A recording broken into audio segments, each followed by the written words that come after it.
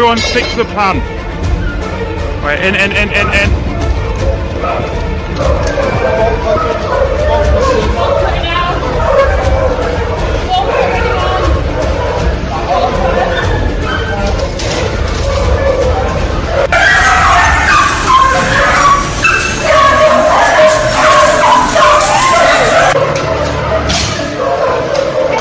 Evan, this one!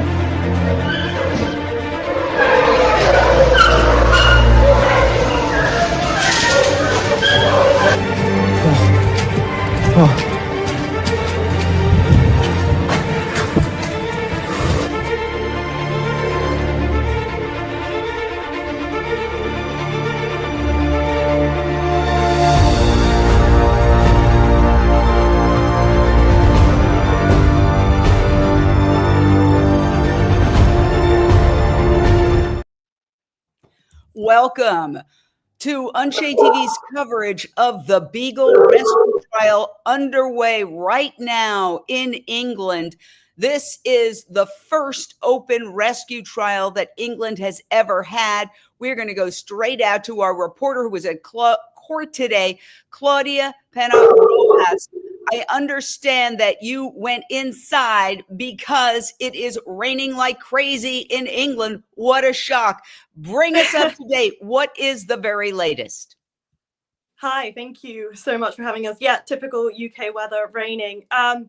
Wow, there's so much to catch up on. It's been a roller coaster. So this case opened on Monday, but the first 2 days were virtually completely taken up by legal arguments and things like jury selection. So first of all, it was really difficult to even get a jury sworn in because, as you know, this is happening in Cambridge in the UK, which in Cambridge, you have Cambridge University, which is one of the biggest animal testing institutions here in the UK. So even getting a jury where there was no a sort of conflict of interest was really difficult.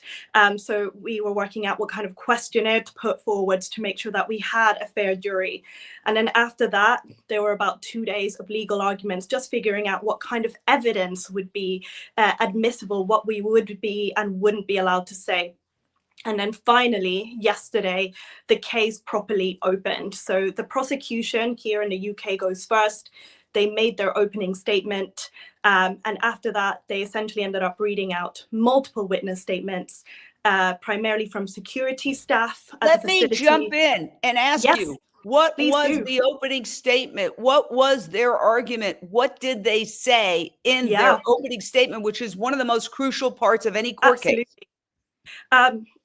It was really interesting because they openly acknowledged that this would be a really uncomfortable case, that for many people, they would sympathize, they would feel empathy, and they might even agree with the defendants, but that ultimately they have to hold on to the evidence of the case and look at things as a matter of law, because these animals, essentially, the way they are being described is they are products of this facility. And so that they have to essentially try and let go of their emotions and focus on that and the facts of the case. What did the defense say? Well, so we haven't quite opened our defense case yet. So that will be happening tomorrow. But obviously for us, we're very focused on, as the defense case, are very focused on these dogs and what they go through, and ultimately the intentions of the defendants, the fact that they have very honest intentions in removing these dogs from a place where they say they would suffer and ultimately be killed. So that is very interesting. It seems that everywhere we go, it's the same thing. It's dogs, or as in the case yesterday in the sentencing of Zoe Rosenberg, who rescued 4 chickens, animals are property. Exactly. They're saying, put all your feelings aside, just take the law as it is. These animals are property. It's under law, and that is what you need to hold on to. Everything else is irrelevant, is the case that the prosecution makes. So let me then go to our panel, and I want to start with Anant Jossi, who is Plant CEO, coming to us from London. What is your reaction to this? Because in my a sense of it, I thought maybe England would be a little bit different and be a little more considerate of the fact that these are sentient beings, not just cans or widgets? Yeah, thank you. So in general, people love dogs in the UK, right? So, and I think it's really that people don't know about this case happening from a general media perspective. I only learnt about this case this year at Vegan Camp Out after I met a number of people who have been campaigning there. And I think it's been the longest active demonstration against these facilities for over 4 years, I think it is. Correct me if I'm wrong, but I think it was, and that's what I heard. I think people just don't know about this in the UK. It's really upsetting that, first of all, there's so many of these dogs being bred. They're putting through these horrible tests. So for me, it was really upsetting. I know we want to try and get more celebrities behind this as well. So, you know, if we can try and raise the awareness outside of it not being covered in the mainstream media. And it's great that we're covering this right now. Yes, and you're looking at the actual action. Now, in true open rescue fashion, the rescuers videotaped themselves. They published the video and they waited for police to come get them and arrest them. Yeah. This is not a theft in the normal sense of the word. In most cases, people who commit alleged crimes try to hide evidence. In open rescue, it's an upside down world where the defendants try to show the conditions and the prosecution generally tries to keep the evidence out because it would show the jury, who are presumably animal lovers, what's going on inside those facilities. So, Lindsay Baker, we just went through this yesterday where an American animal rescuer who rescued 4 chickens was sentenced to 30 days in jail with 60 days house arrest or community service to follow. That's nothing compared to what these people could get. 10 years is what they're facing. Your thoughts? Unmute.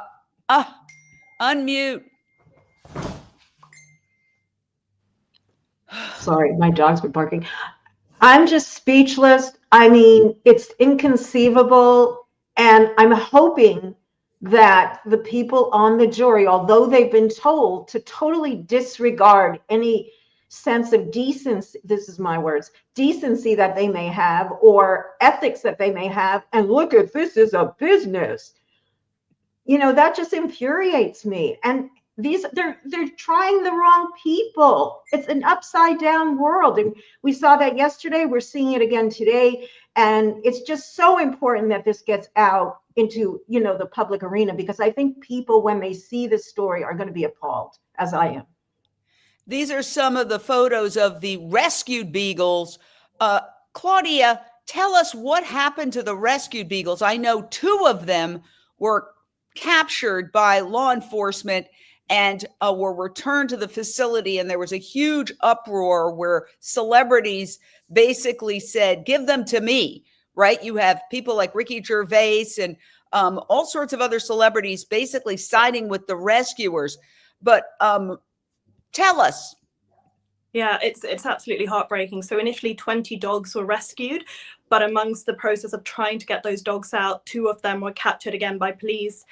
Their names are Love and Livy, and they were taken back. And as you said, there was absolute uproar, thousands of people contacting the Cambridge police, begging them to release them, celebrities coming forward saying, I will take responsibility, I will take these dogs, please do not send them back. But police didn't shift, which was incredibly tragic, incredibly heartbreaking. Luckily, the other 18 dogs did make it out, and they are now living a life full of love and care in a way that we know they would not have had they been left in that facility. Yeah, and again, what you're looking at are the conditions inside. Now, MBR Acres, which we invite on any time to comment, says that they operate within the law and follow all regulations. But let's face it, these dogs, just by very virtue of being bred for experimentation And my understanding is that it is believed that this could be the very last dog breeding facility for laboratory experimentation in England. So the defendants want to put animal testing of dogs and animals in general on trial.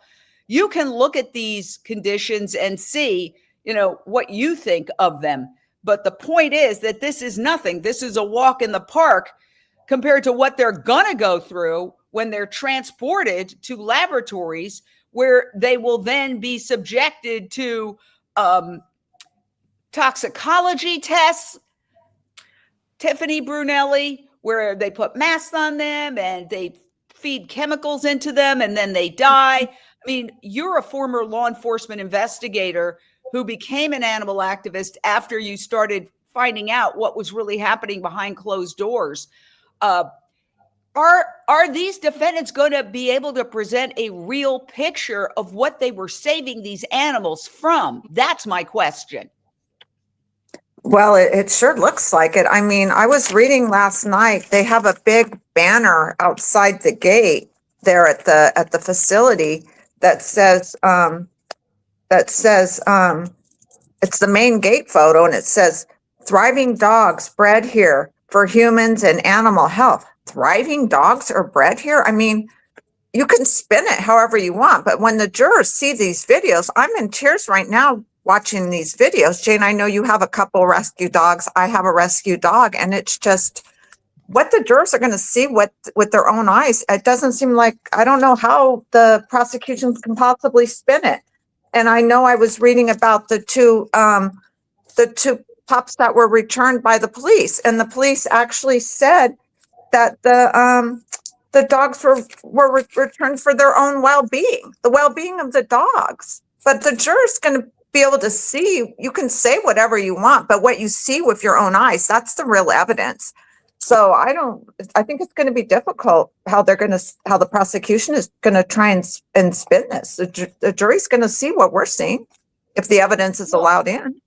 If the evidence is allowed in, my concern, and look who we have joining us here, my Beagle mix. And the reason that little Wednesday is joining us is you could see how docile she is. I have another Jack Russell. She would be squirming and jumping off. But the reason why they test on Beagles is that Beagles, by their very nature, are extremely docile. Okay? And so, little Wednesday, thank you for joining us so that we can show how docile you are, because you are very docile, even though you're just a Beagle mix. You're not even a purebred. She's got a lot of Beagle in her, though. But the point is that these dogs are this breed is bred because they are exceptionally docile. My question is, will the jury see the evidence? Because in the Zoe Rosenberg case, okay, what was really concerning is that the jury only got to see her breaking in. They didn't get to see the conditions in the factory farms for chickens that informed her decision. In this case, how much evidence, Claudia, is the jury going to be able to see? Will they be able to see experiments on animals, experiments on beagles?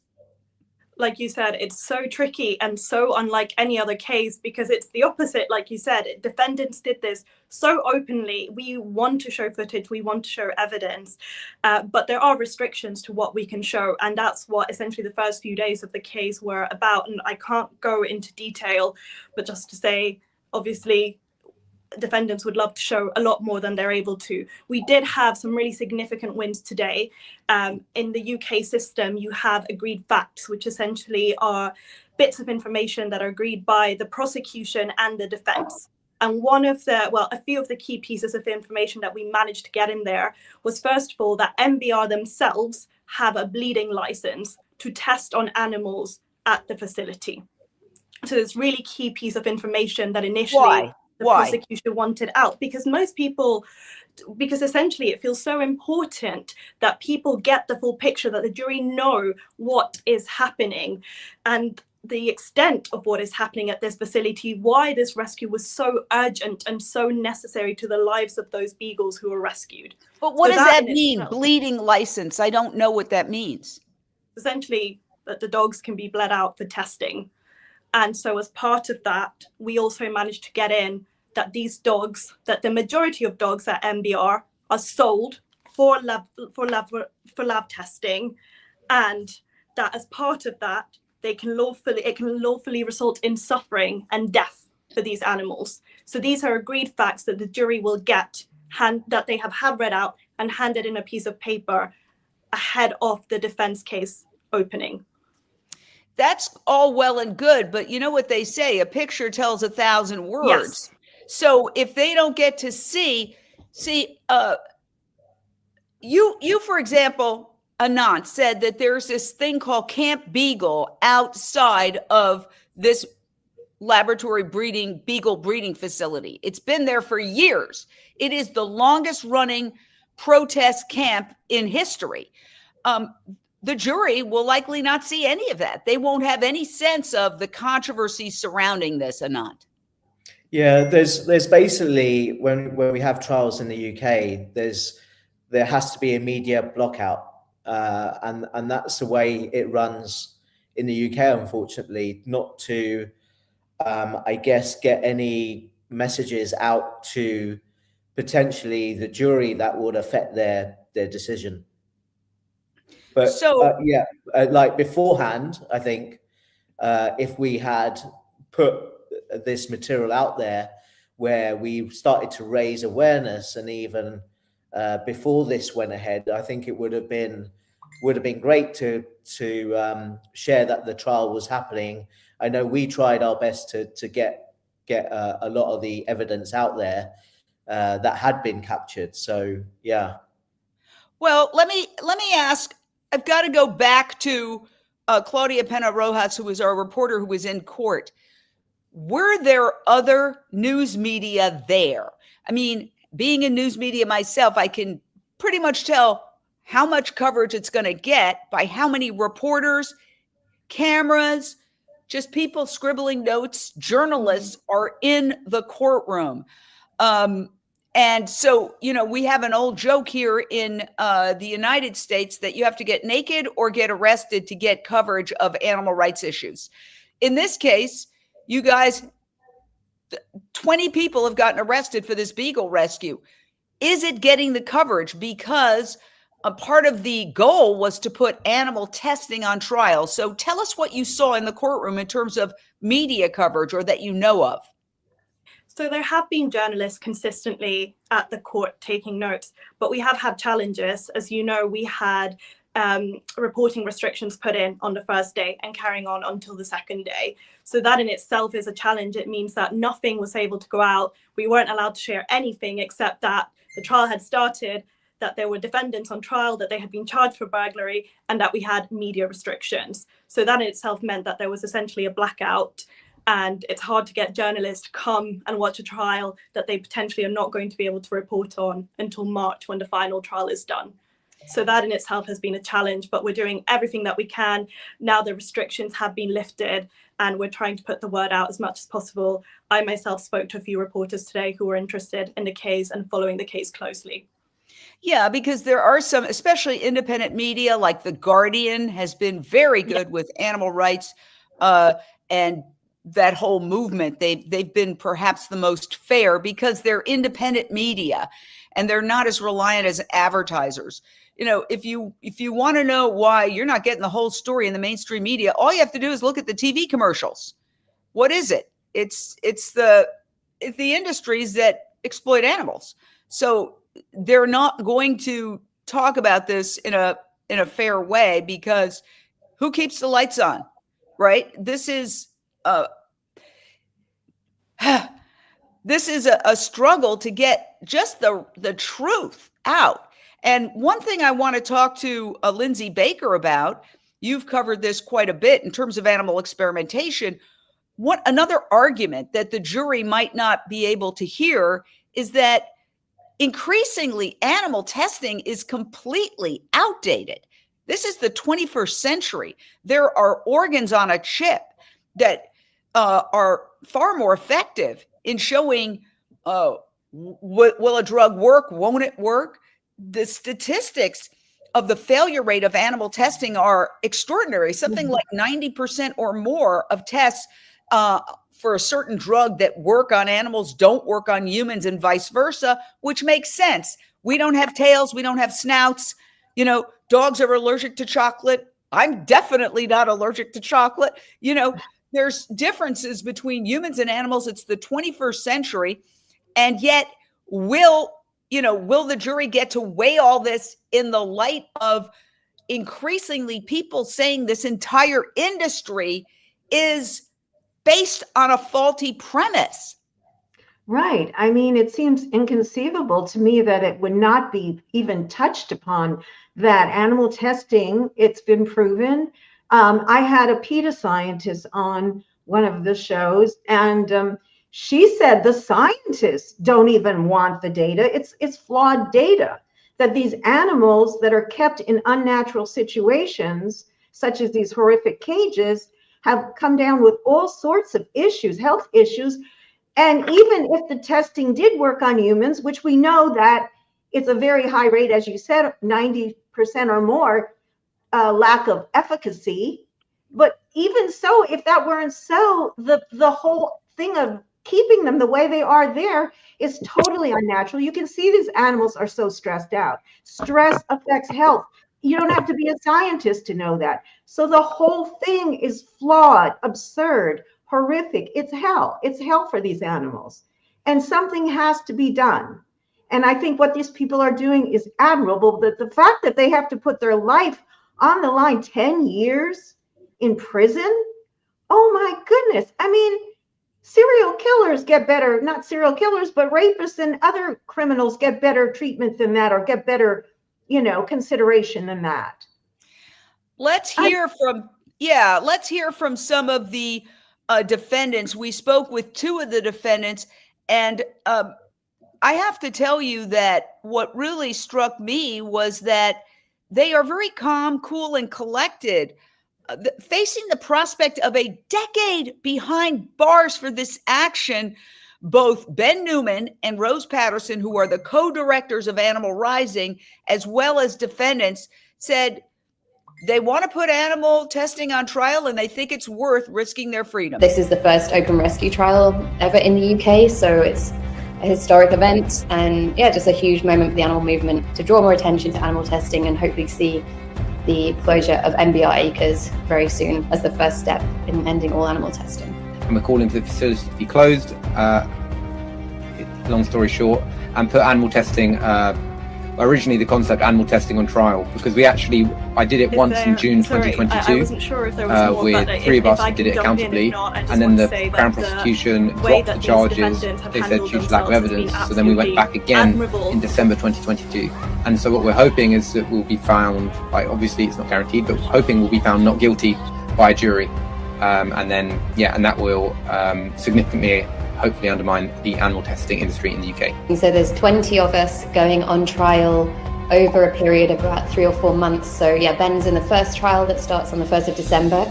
And we've been split into groups of 4 or 5, and mine's the 4th trial. So my trial is in February. I'm not too worried about it at the moment, to be honest. I'm quite hopeful. It seems so common sense. In 2022, there was the opportunity to go into MBR Acres and do this. And of course, to save those individuals that we did, those 23 puppies. I think that in and of itself is a really, really good thing. But also we did this openly and accountably, and we wanted it to go to trial to raise awareness about what's happening to beagles in animal testing labs still in the UK. It's just completely barbaric that this is still happening when there are alternatives. The government's actually trying to phase out animal testing now. But I just cannot stand the thought of animals being tested on in this day and age. And so, I felt I'm totally happy to put my freedom at risk for saving some lives. Totally happy to put her freedom at risk for saving some lives. Imagine that. You wanted to jump in, Claudia, our reporter in London. What did you want to say? Oh, I'm so sorry. I think there was a technical issue on my No, go ahead. What did you want to say? Oh, well, just to clarify, sorry, I wanted to jump in. I couldn't hear anything, so I thought there was all right. They were talking. They were talking. What did you want to say? what I wanted to say is that watching this trial and being with the defendants is just so inspiring, and their just conviction and just commitment to this is so admirable. Like you said, the fact that they were willing to take this action, knowing the full risks, but just willing to do that because of their commitment to these animals and belief that we can build a better world is just, yeah, incredibly inspiring to be around. They're very brave. Yes. What did you want to say, Anand? I was just saying that they're just so brave for doing what they're doing with that looming on them, and just brave enough to go in and fight a good fight for that cause, for sure. So very commendable. Here's my thought, is that these folks are essentially trying to use the criminal justice system to get the word out. Tiffany Brunelli, you were just at the sentencing for Zoe Rosenberg in a case here in Northern California. And she also was trying to essentially throw herself on the mercy of the court in order to just raise awareness. But what she ended up getting was time behind bars. And I'm going to show you a little bit of, as you speak about the commonalities between that case and this case, what these folks face when they use the criminal justice system and risk arrest to make a point, Tiffany. Yeah, it's so difficult to understand, because if this was a person, an elderly person, a child, which I work those sort of cases, victims of abuse, this would have this is just so upside down. It's just hard to wrap your mind around. And I did have a question for Claudia. If I know she talked about, so will the defense be able to get the information will they be able to present the information about the bleeding licenses? I know I was reading about that last night, and it said they have a license to bleed these dogs out until they die, to harvest their blood and their organs. I was just I can't imagine as a juror, as a dog owner, even if I knew nothing about animal rights and I heard that, I just can't even imagine. So I hope that's going to be, the jurors will be able to hear that. So luckily that we have had already mentioned, we managed to get it into the agreed facts. So the jury have already heard it, which means that we will be able to talk about it more, that defendants will be able to refer back to that. Tomorrow is the day when defendants begin to give evidence. So it's the first time that a lot of them are going to be able to take the stand and speak directly to the jury about what it is that they did, and most importantly, why they did it. So there are perimeters which are restrictive, but the defendants remain incredibly committed and optimistic that they will be able to speak about these hugely important issues that you've mentioned. Let me ask about how this is working, because 20 people were involved in the rescue, and I'll play it again as we talk about it because it's very dramatic. My concern is, are they just going to see the dramatic footage of the opening of the gates and not really see more of the conditions of the animals? Because in Zoe's trial, pretty much the jury saw her taking those chickens. They did not see, for example, the conditions in the factory farms where those chickens were born and raised in a very short period of time to be slaughtered. So they didn't get the whole context. My concern with this case is, are they just going to see sort of the dramatic, bursting in, as opposed to seeing what these dogs actually go through? How does it work, Claudia? So, like you said, it's tricky. There's always more that I'm sure the defendants would like to put out there than is possible. But we have had some luck so far. The defense, as part of their case, have shown a lot of footage of the rescue, which, like you said, could be interpreted as very dramatic. But in the footage, you see those dogs. You see several dogs crammed into small cages, covered in feces, completely unsuitable conditions for animals to be living in. And you also see defendants pleading with security, asking them to please let the dogs go, saying they will hand themselves in, conducting themselves incredibly non-violently with compassion, but begging for the lives of these dogs and describing what they go through. So already we have managed to have some of that in front of the jury.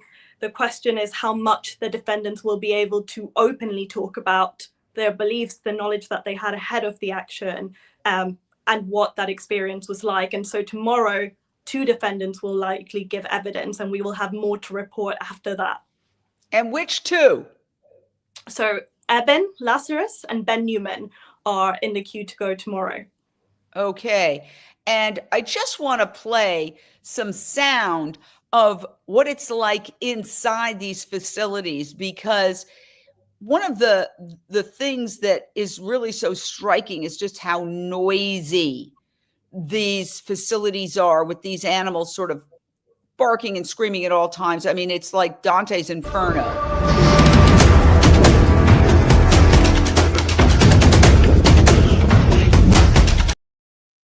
Hold on, I'm going to get to it right now. I'm going to with sound the beagle. It's all right. I'm heading this way. I'm going to this dog. It's all right, mate. I'm completely non-violent. I'm not going to hurt you. God, one of them in the building. Hello?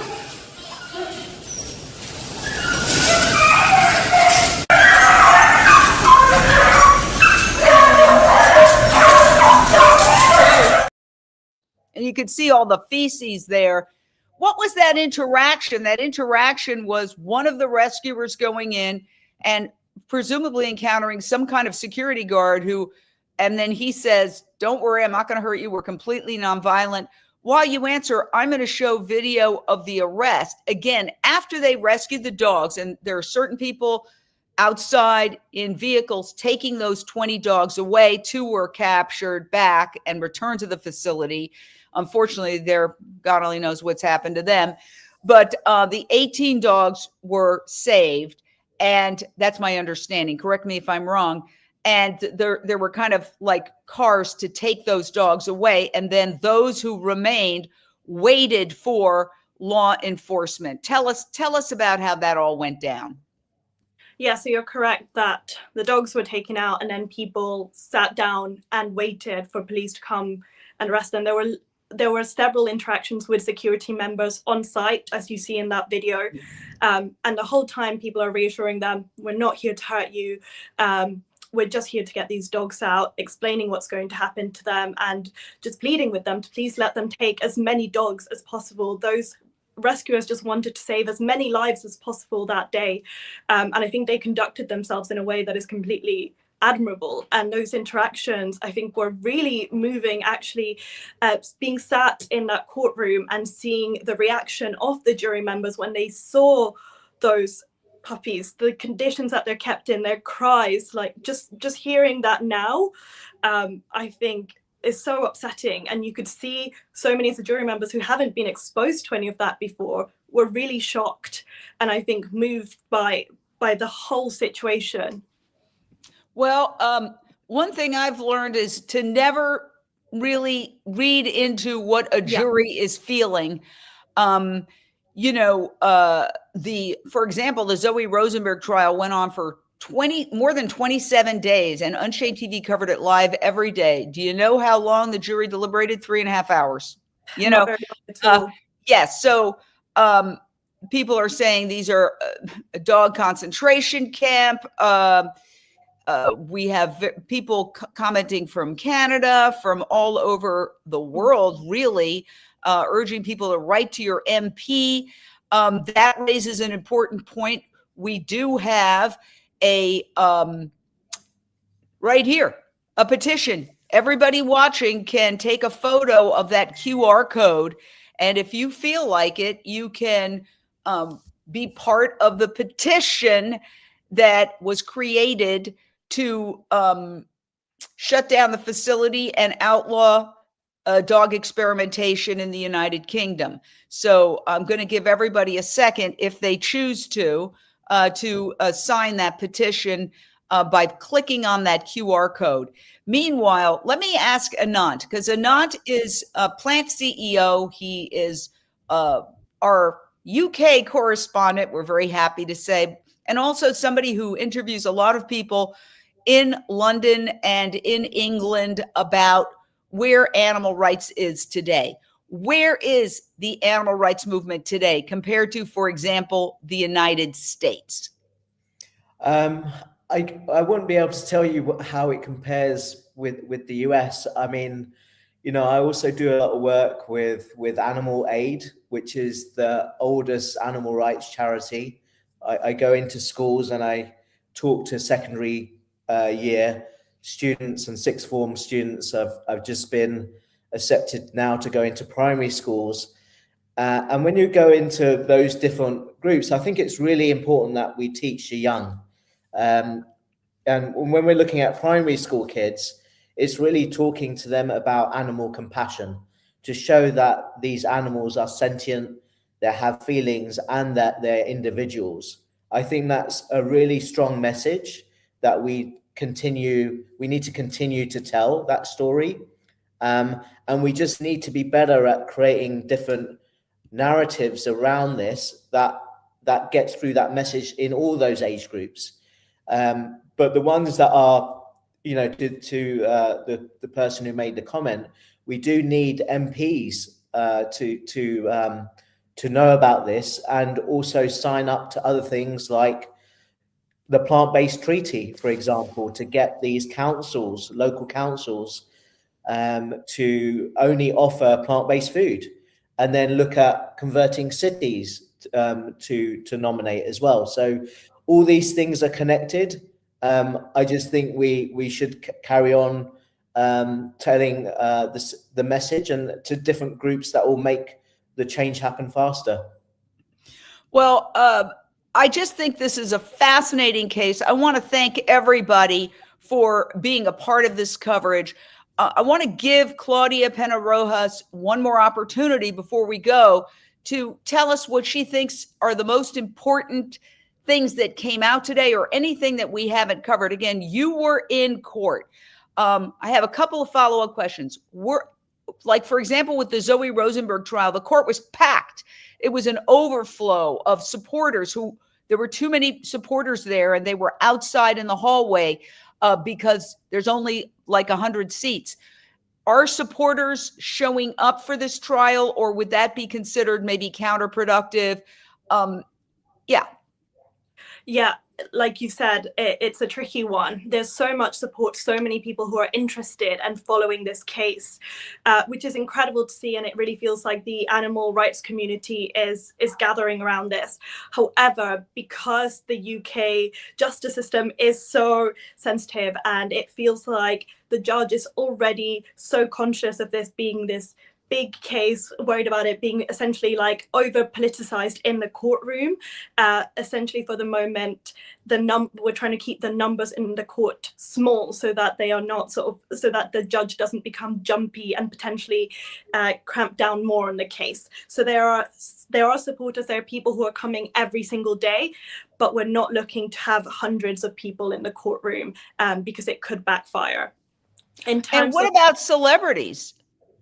In terms of celebrity support, definitely looking to build that up, but more in the online space. There are some exciting things coming that you will see. I wanted to come back to your question about the 3 key things that have come out of this trial so far.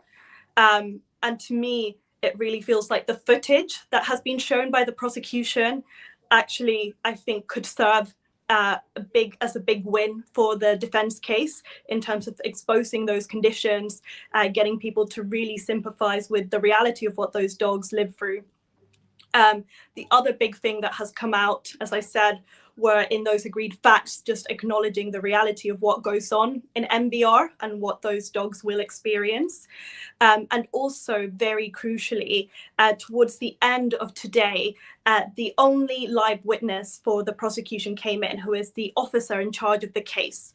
And people were able to put forward questions to her. And luckily, several of the defendants were, at the time of their arrest, provided statements talking about why they did this action, where their heads were out at the time. And there was some incredibly moving testimony. Nathan McGovern, who is one of the defendants representing himself, was able to take the time to read out this 2-page statement about why he did the action, his knowledge at the time, and essentially how he completely stands by it. And having that in there, getting the jury to actually hear that directly firsthand, I think sets up the defense case very nicely. And so I have a technical question. There's Yes. 20 people arrested. It's too many to have them all at the defense table. So they've broken it up into 5 trials. Is it the same jury for all 5 trials? No. Okay, explain if you would. Yes, of course. So there's actually 5 trials total. One of them is from actually a June rescue, which happened in the same year, but one of them happened in December, which 18 beagles were rescued, and another one happened in June, which was the first rescue where 5 beagles were rescued. And like you said, there's just too many of them. So they have been split into these 5 groups. They will potentially have different judges. That has not been clarified yet.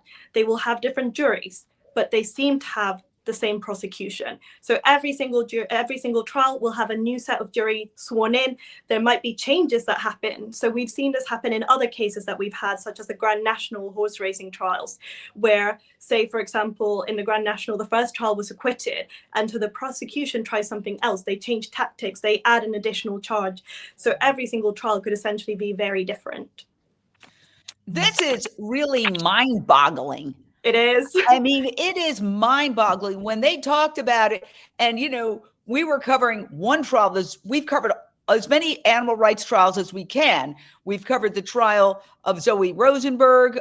We've talked about that. She was just sentenced to 30 days in jail plus 60 days, either house arrest or community service. We've covered the trial of Wayne Shung. In fact, several trials. Some he's acquitted. He was at least one where he was convicted. These are folks, by the way, Wayne Shung is a constitutional law professor. These are not just people who are jumping out of bed and saying, let's make some trouble.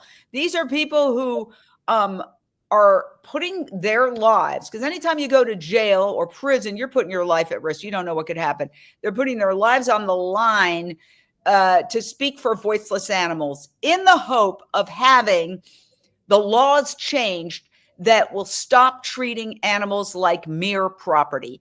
I want to go in one of these cases and play a closing argument of the prosecution to give you a sense of the different attitude of the prosecution. This was in the United States during Wayne Shung's trial for rescuing some piglets from a huge factory farm. But the attitude of the prosecution across the board is the same. Animals are property. Listen to this prosecutor describing what he thinks is a great closing argument. Analyze for just a moment the reasoning being demonstrated here tonight. I think it's clear that the pigs were stolen, they were taken, and they were not returned. In fact, Mr. Shung stated he didn't want to return. That's that.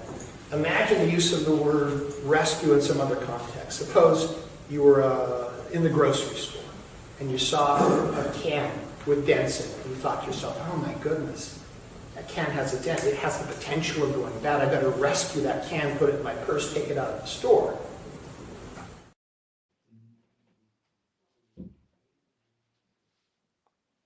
You see, the attitude there is treating animals as if they are cans, comparing it to a can. Tiffany, as a former law enforcement investigator, what is the best way for the defense to make the case that we're not talking about cans? We're talking about, in this case, dogs who are often part of the family, considered almost like children. Yes, I can imagine most of the jurors have dogs. So it sounds like they're going to do a great job over there, the defense. And also, it sounds like it's a little bit different than Zoe's case. It seems like they're going to be allowed to present more of what led up to their decision to rescue these dogs, the mindset. So if they can show that and the video of the testing, of what actually goes on and what happens to these dogs, it seems like a win. And I know when I went to Wisconsin for the Beagle Convergence a couple of years ago regarding a similar facility here, and you talk to people, even when we talk to friends that we know that have dogs, and they don't believe you when you say that. They're surprised and they're shocked when they find out in this day and age that we're still using dogs. I can't, for archaic tests, I can't, they go, no, that's not right. They don't believe you at first. So it really looks like in the UK, they're doing a good job about getting the word out and really putting animal testing, these facilities on trial. What you're looking at here is the case that Tiffany just referred to in Wisconsin. Essentially, Wayne Shung did a very similar thing. He went into the Beagle breeding facility, videotaped. Originally, they were going to put him on trial. They decided to drop the charges. And then he went and turned around and said, no, you haven't gotten rid of me. I'm coming back, and I'm going to now try to get a special prosecutor appointed to investigate this facility, which the court agreed and did appoint a special prosecutor. And basically, he turned the tables on the entire effort to silence him. So that is a very interesting development, and that is still ongoing, that battle in Wisconsin. So, what we're seeing here, big picture, is this is happening in the United States and in England. There is the rising up of people who say, no, you cannot treat these animals, whether it's chickens or beagles, but in this case, particularly beagles, as mere objects like a can. I just want to, before we go, ask Claudia to explain what is different about the legal system in England. And again, this is happening, for those who have just joined us, near Cambridge University in Cambridgeshire, which you can see is north of London there. That's where the court case is underway. And what is it about their attitude that makes it different than in England? In other words, it's the mindset of the people doing the rescue that will determine how the jury judges them. That's very different than the United States. Can you break that down? Because I'm still not really clear on how that works. Yeah, of course. Also, I want to make a quick correction. I realized I said that Nathan's statement was from when he was arrested. In fact, it was from when he was charged. Some defendants their statements were from when they were arrested. So just that quick correction. In terms of being judged on your mindset, that is not the case for every case.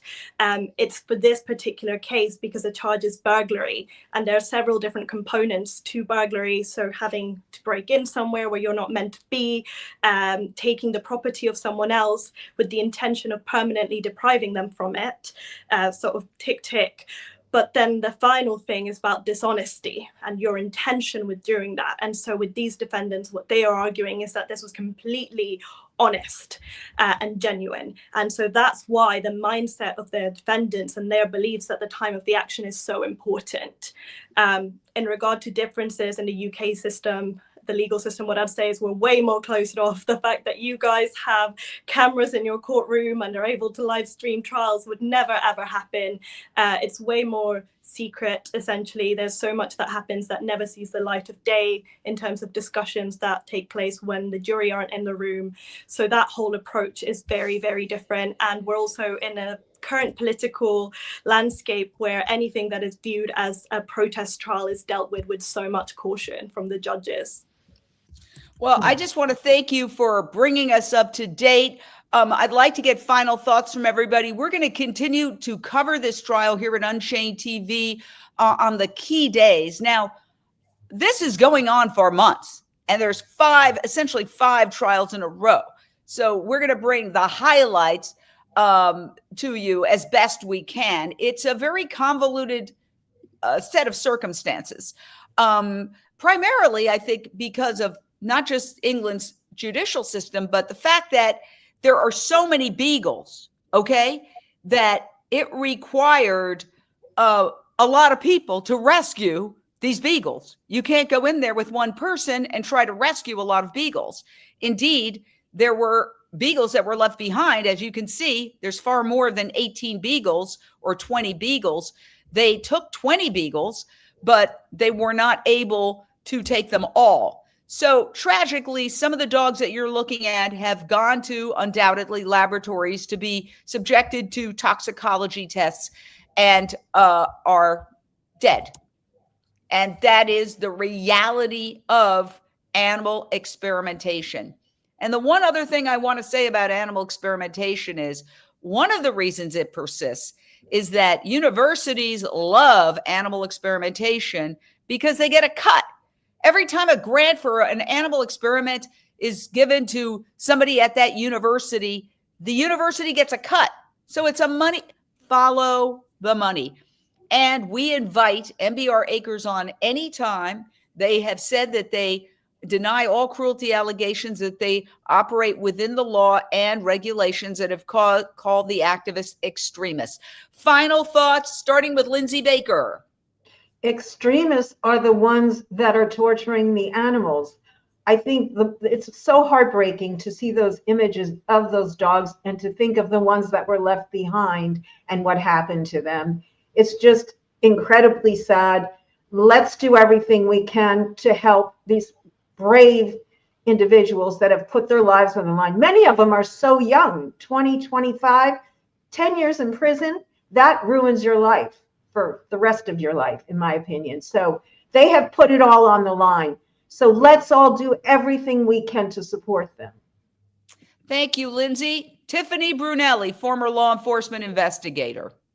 Yes, thank you, Lindsay. I agree with everything. And I was reading some of the quotes that the facility put out, and it says, one of them that really struck me, it says, "We remain proud of what we do every day because our work allows the progress of medicine to improve and often save the lives of humans and animals." Yeah. When that jury sees with their own eyes what's going on there, and this is out to the public, this is just so archaic, and these tests are so necessary. I really think that they're doing a good job getting this out there, and I think they're all so posed and young and well spoken and so brave. Anad Joshi, final thought for today. Yeah, I mean, there's so many better alternatives than testing on animals, right? That we've got all the technology in the world. We can run 3D simulations, but the thing that's really interesting is that the data's flawed already, is what I heard today. So, what's the point of doing this and making these animals suffer? I think fundamentally we really need to look at that. And, who knows in the future where AI decides that, that humans are meant to be good shepherds and they start making decisions. What will they think of us if we've made these decisions and haven't been good shepherds to animals? I think fundamentally we need to look at these animals being sentient, individual beings that we need to show more compassion to. Thank you all. My final thought, which I share with my Beagle Rescue here Wednesday, is that does she look like a can to you or an object in a store? No, she is my daughter, my fur daughter. And I think that's how most people, including the people of Britain, feel about their dogs. This entire movement is to expand our circle of compassion to other species. And the gateway to that are dogs, because dogs are universally loved. Again, I'm mentioning that beagles are used because they are incredibly docile. And that's why they are the species of choice for painful, deadly animal experiments, because they are so wonderfully docile and friendly. Isn't that a sad commentary on the human race, that we would choose to take animals who are by their nature docile, friendly, and easy to get along with and say, well, they're great to be tortured in experiments? That's what's happening with humanity. And so my hope is that this trial does wake people up to what is happening to animals in general in our society. And we want to save the beagles. We want to save all animals. We want to save the cows and the pigs and the chickens and the turkeys and the lambs. We are killing so many billions of animals every year. We have turned this planet into planet slaughterhouse, and it is coming back to haunt us in so many ways.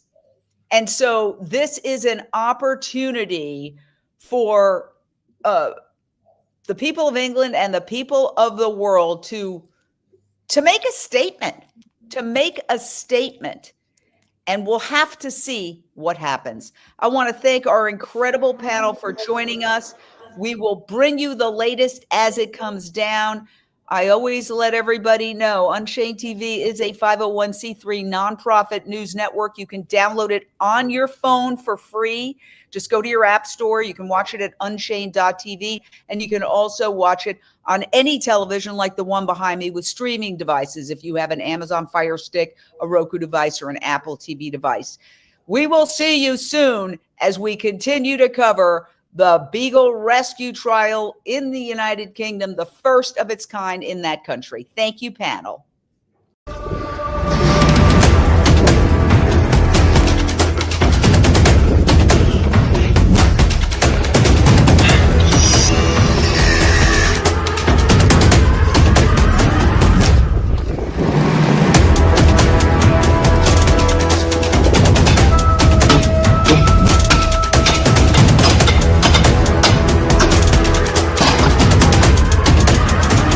All right, everyone stick to the plan. All right, in.